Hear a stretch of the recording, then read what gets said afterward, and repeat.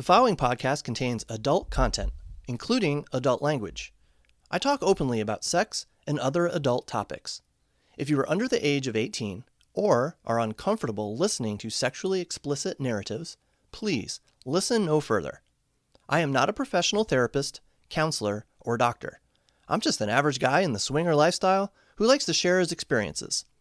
This podcast is for informational and entertainment purposes only. Please seek a professional if you are in need of guidance or care as it relates to sexual health or alternative lifestyles.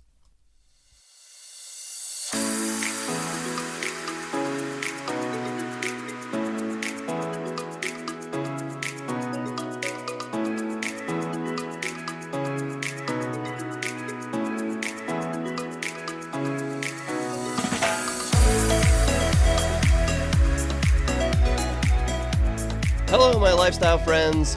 Welcome to Evan Swings.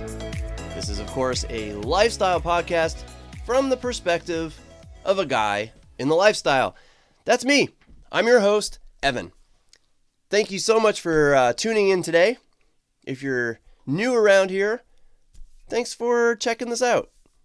Just remember, I am no lifestyle expert. I never claimed to be one.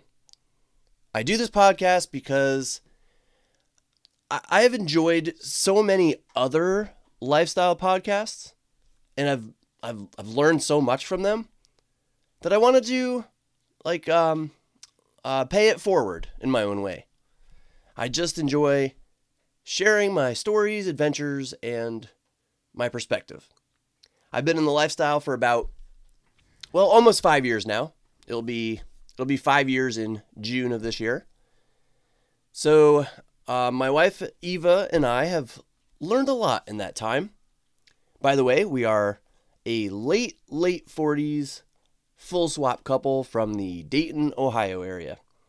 Not exactly a hotbed of lifestyle activity in this area, but we have certainly overall enjoyed our time so far. And to all my returning listeners, welcome back. Thank you as always for your continued support. Special shout out to J&J in Australia. They reached out to me recently and said hello, so I wanted to say thank you for listening. I was admittedly very delighted to hear that I have listeners on the other side of the globe in Australia. I've also been contacted by listeners in Belgium, so I guess it's official. Evan Swings has gone global. And I'm just kidding. Okay, it is very humbling to hear that people from different parts of the world are listening. It means a lot to me. It really does. Oh, and I received a funny comment from J&J in Australia. I was told that I sound goofy and teacherish. Not as an insult, of course, but when I read that, I really did laugh out loud. And I suppose I do sound like a teacher at times when I speak, because yes, I am in fact a teacher. So I just found that really humorous that a listener commented about that. So thank you again, J&J. Moving on. I am recording this episode in March of 2026, and what I'm about to tell you took place last month, which is February of 2026. Valentine's Day, to be specific. As I have said numerous times, here in the Dayton, Ohio area, there aren't any lifestyle clubs close by, at least none that are worth our time. None that are really classy and sexy, or I should say classy and nice. Just nice clubs. There's none of those. So Eva and I frequently drive the roughly 90 minutes to a place called Club Princeton in Columbus, Ohio. And we decided well before Valentine's Day that we wanted to spend that evening at Princeton. And there were 3 main takeaways that I came away with from this event. So I wanted to share them with you.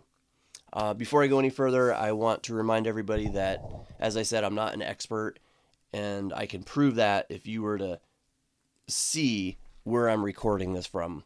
I'm just in a home office with a basic microphone, and the reason I'm telling you this now is because I'm home alone with 3 dogs, and they're kind of energetic right now.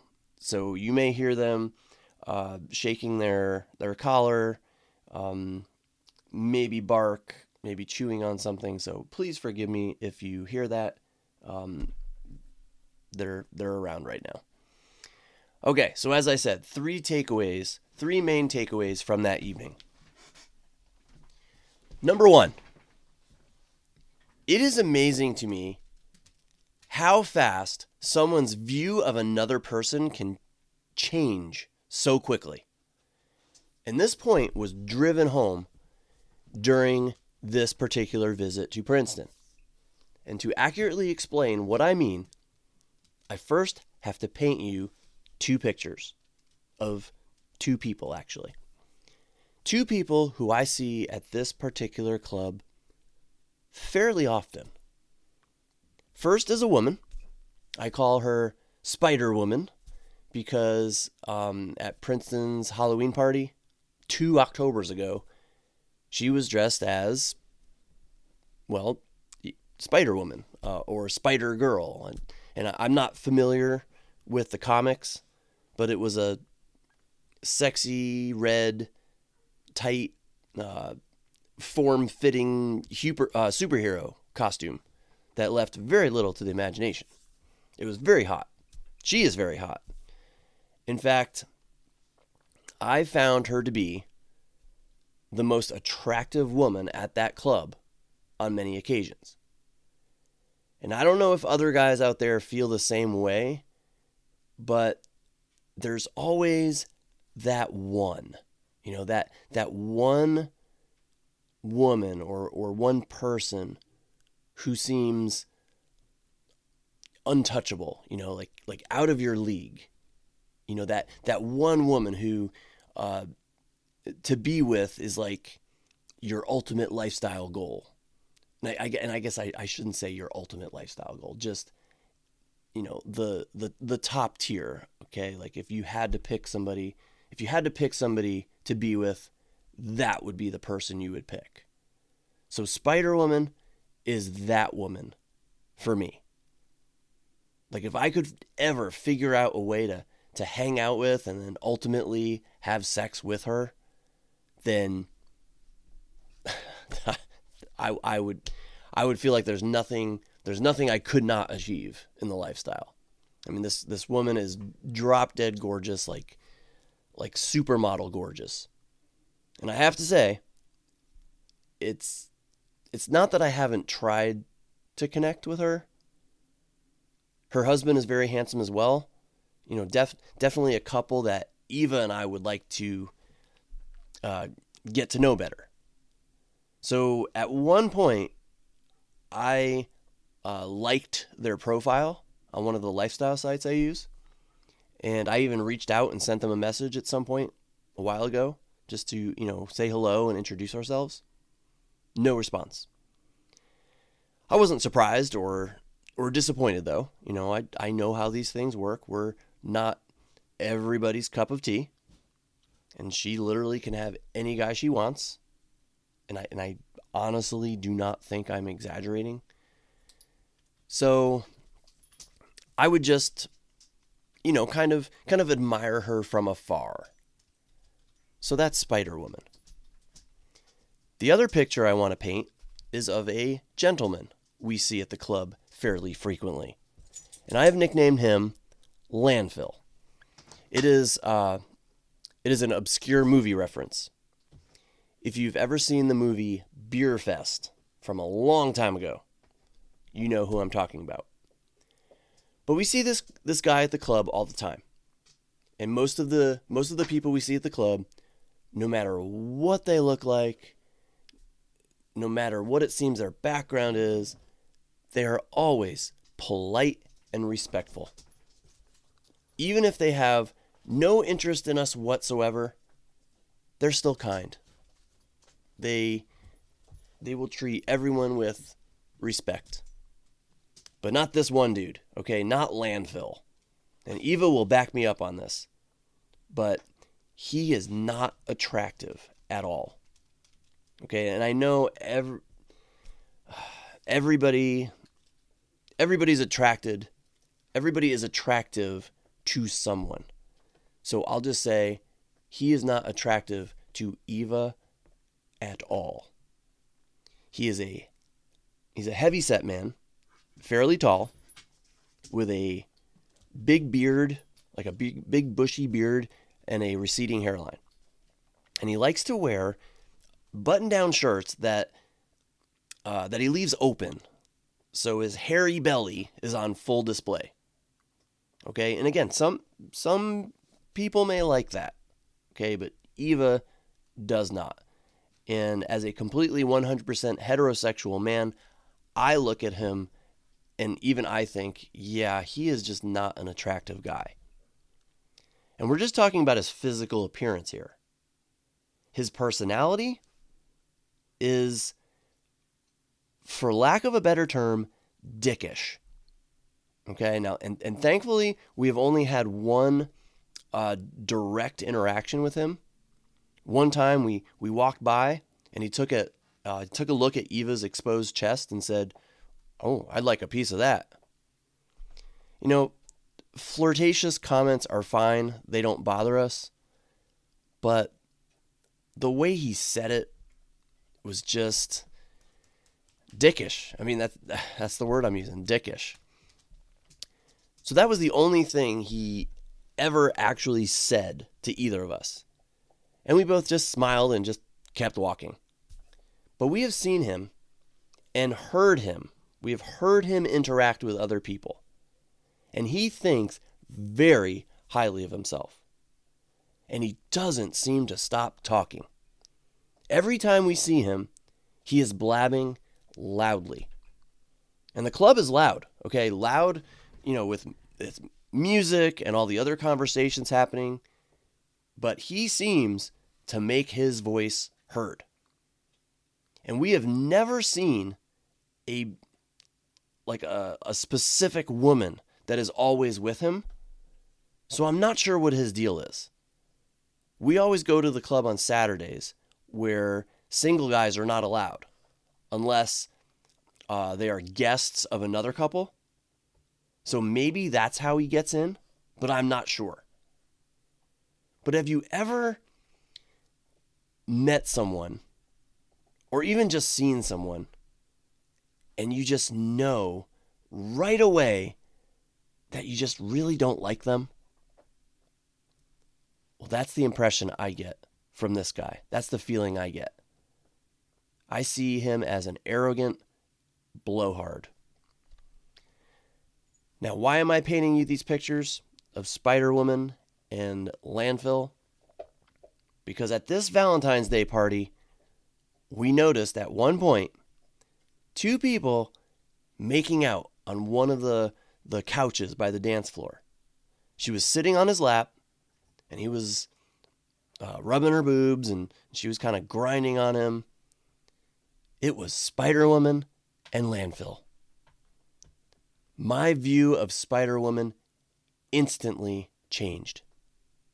Not that I knew her, but I instantly, I felt like I lost a ton of respect for her. I mean, she could have any guy she wants, and she picks the biggest asshole at the club. It almost turned my stomach to see. But now, I don't hold Spider-Woman in such high regard anymore. I suddenly don't find her as attractive. Just because of what I witnessed, I don't really consider her like my top fantasy woman, like my ultimate prize. I'm having a hard time finding the words here, but I just don't see her as attractive as I once did. And reflecting on that incident, I even surprised myself how someone I found so attractive quickly became a lot more unattractive based on who she decided to associate with. Is this normal? Has something similar happened to anyone else out there? Like a complete reversal of attraction? I don't know. It was just an interesting thing, and I'm just not sure if it's fairly normal for that to happen. So that was the first takeaway from Valentine's Day. The second, the significance of having a table at the club, like having a place to sit and set down your things. Back when Eva and I first got into the lifestyle, you may remember from my very earliest episodes that my former DJ partner and his wife, who were in the lifestyle themselves, were invaluable to us. They offered us guidance as we tried to navigate the lifestyle for the first time. You know, we learned a lot from them and are just forever grateful. We feel it was a huge advantage to have friends who had been in the lifestyle to kind of help us along. Well, one of the things they told us at our very first ever lifestyle experience, which was a hotel takeover in Indianapolis, was that they strongly preferred having a table or a place where they could sit and set down drinks at these events. After a few times going to the club and events, we quickly came to realize that we wholeheartedly agreed with them. It is so nice to have what I call a home base at clubs and events. It is less of a big deal at hotel takeovers because you can always go back to your room, and there always seems to be an abundance of places to sit. But at Club Princeton, it is different. And this admittedly may not be the case at other clubs. But I'm going to tell you, at Club Princeton, there is very limited seating. Very limited. If you don't reserve a table, depending on how crowded it is, you may find yourself unable to find a place to sit the entire evening. Like even just for a few moments. Now, Eva and I are 49 years old. I have a bad knee, multiple orthopedic issues with my legs, and we like to dance. So to us, it is important to have a place that we can go back to whenever we'd like and take a load off. We like to have a guaranteed place to sit. And at Princeton, you have to reserve tables when you purchase tickets for an extra fee. And if you are not fast enough, tables will be sold out and then you're out of luck. Well, Valentine's Day, I got lucky. I didn't buy our tickets fast enough and all the tables were sold out. But we still really wanted to go. So I bit the bullet and bought tickets anyway. Then I just happened to check back on the club's website a week later, and a small 2-person table was available. So I snapped it up. And it turned out to be more of a boon than I could have ever imagined. This table was small. I would say maybe 2 feet in diameter. But our table turned out to be a big hangout spot. We had 2 couples who are friends of ours hang out with us there for a good portion of the evening. Another couple who we just met decided to hang with us as well. And if you remember Judy from episode 64, she was there with her husband too. So we had 5 couples sharing this tiny table. And I wish I took a photo of it because to accommodate the drinks of 10 people, the table was covered. Like you could hardly see any table surface at all. It was all cups and a big bucket of ice. But it gave everyone a home base. It acted as a group, like a group congregation area. It was a place where we could all socialize and set down our drinks. It was a place where people could grab a chair and take a load off for a while. And I know, granted, this involved a lot of rotation because there were only 2 chairs, but there were tables around us that had chairs, and when people weren't sitting there, we just kind of grabbed those. And it was incredibly nice to have. Plus, it gave us a chance to meet a few other people because online, I was able to comment on the Princeton site. I commented where some people posted pics. Like they posted their pics, and I said something like, "Come and say hello at table 14," because they with their pic they would say we're coming to Princeton tonight. Would love to meet some people. So I would say, "Come and say hello at table 14."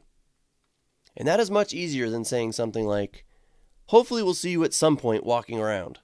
Maybe we'll bump into each other." Having a table allowed us to announce where we would be, and if these couples wanted to come and say hello, they could. And one couple did. And they were very nice. It was nice to meet them. So my second big takeaway here is that having a table is even more significant than I originally thought. It's a place to rest your feet, a place to meet others, a place to set down your drinks, and where everybody can just kind of hang.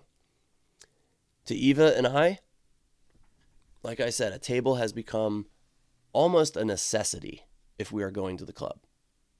If one is not available to reserve, we almost feel like, we aren't as inclined to even go. But again, considering how nice it was for everyone to get together in the same location, it made me realize just how important I find having a table to be. And granted, all people are different, okay? Some of our friends feel the exact opposite.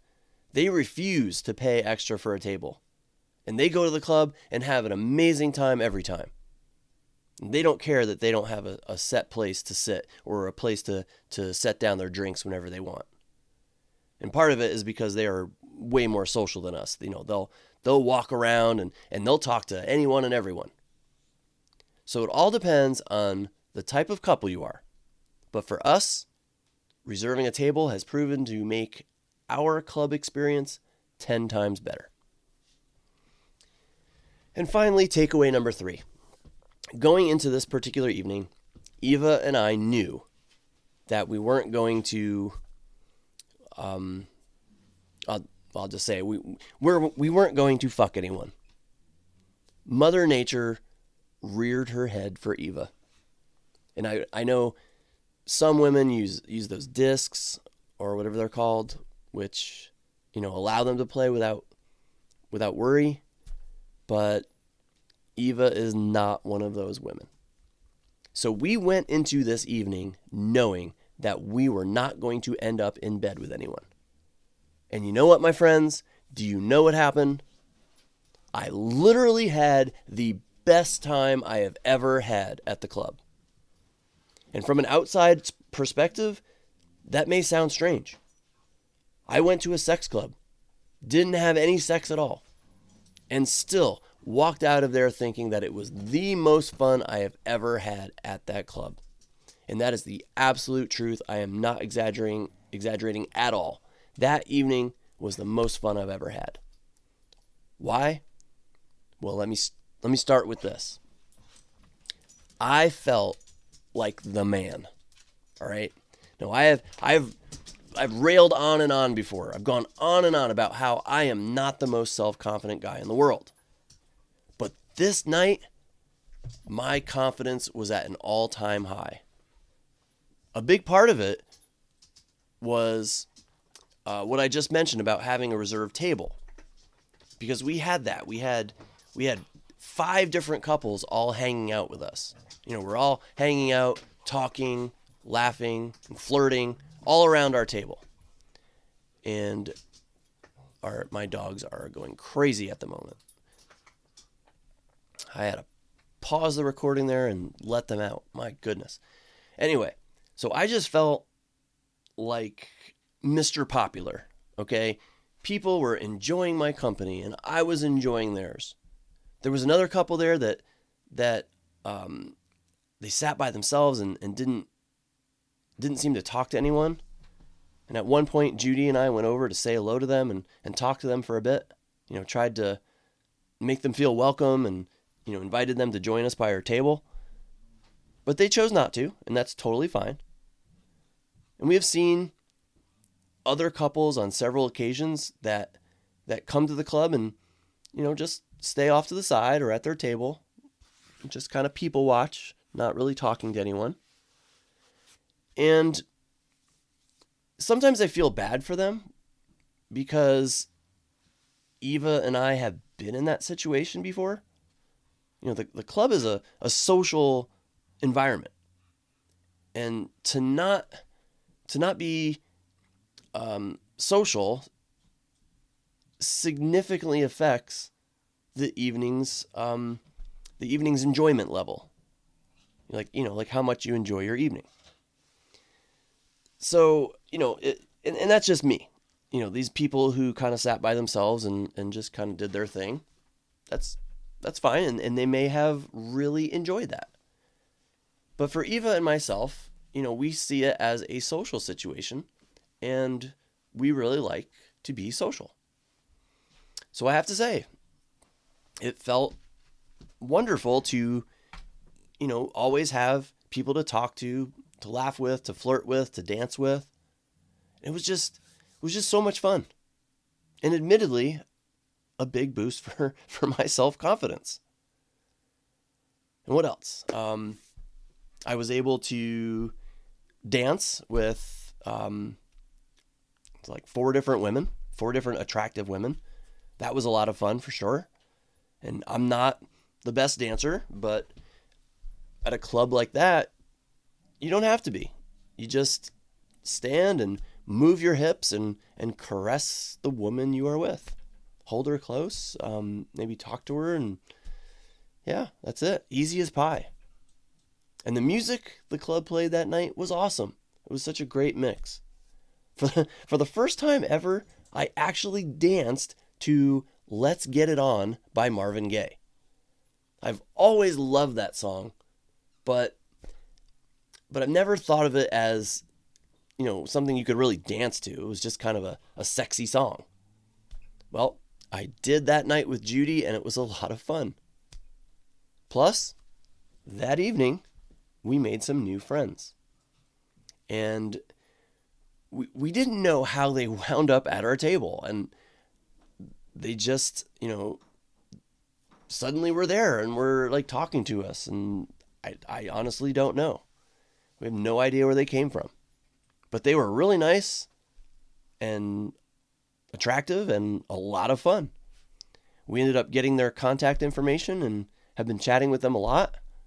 So as it turns out, we will be seeing them tomorrow night when we return to Club Princeton. What else that evening? The lap dance. Judy gave me a lap dance. I got to watch Eva make out with a couple of different guys and give oral to another woman right by our table. I made out with a couple of lovely ladies. And plus, we arrived at the club in a Mustang convertible. I felt like the man. Okay, I was in an accident in January. I'm not sure if I mentioned that on a previous episode, but I got rear-ended, totaled my truck. Long story, but Enterprise was out of full-size sedans, so they gave me a Ford Mustang convertible, and it was hands down the most fun car I have ever driven. I felt I felt like I was riding in high style when we got to the club. And there may have been other stuff too that evening, but all that made it to be such a fun time. So my big takeaway from that, and something I feel people new to the lifestyle might enjoy hearing, a sex club is not all about the sex. I had the absolute best time, and sex was never even on the plate for the evening. Never even on my plate. Never even a consideration. The atmosphere, the music and dancing, and the good company made it the best experience I have ever had there. I've talked about this topic before, but it is my advice that when you attend a club or event, like a lifestyle club or event, go in with no expectations. There are people out there who have posted on Facebook and Reddit about how it's their goal to have sex at the club. Like they will post, hey, who wants to play with us tonight? Or hey, we're going to the club. Who wants a piece of this? Something like that. And plenty of others have responded that this way of thinking is not the best way to go about it. Go there, go into it without that expectation. Instead, think of it this way. You are going out with your significant other, to be with your significant other, and enjoy the atmosphere, enjoy the environment. If you meet people there, great. That is a bonus. If you end up having sex with them, great. That's a bonus. But just enjoy your time being out with like-minded people in a judgment-free environment. Many people say that, and I agree with it. Just because you go to a sex club doesn't mean that if you don't hook up with anyone, that the night is a failure. Drink, dance, talk, have a good time there. Enjoy the scenery, for goodness sake. Every time we have gone to a club or event, people watching, like, I didn't say that right, people watching has been a highly enjoyable activity. You know, check out the hotties that are there.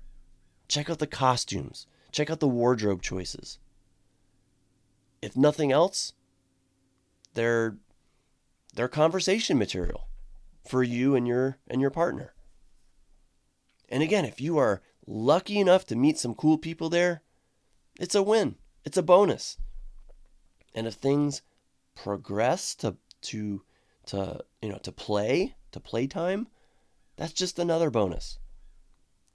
So my experience is proof that having sex is not a necessity for a good time at a club.